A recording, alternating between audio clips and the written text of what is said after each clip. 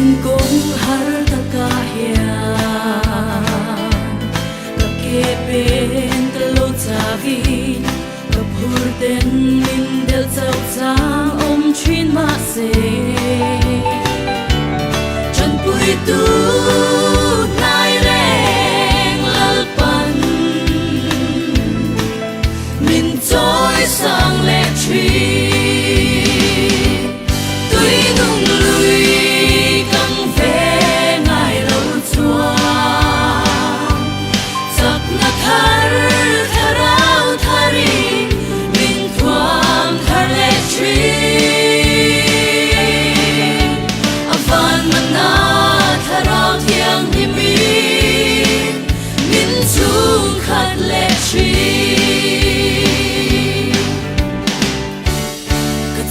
lâu ber lai po in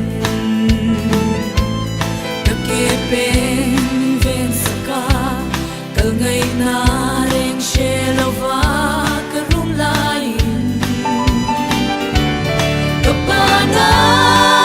min che rengi min kai chuak le chi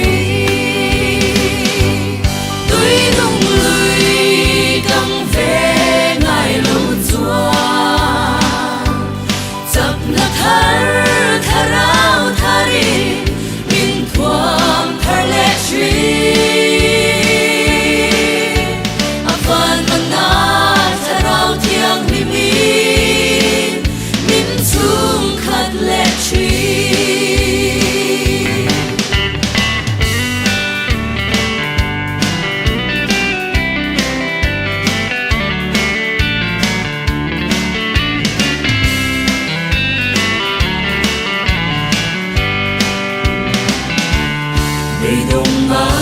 ka om lai be se na nung min pe a har sat na chi puin min ngai chin ma se ka in hu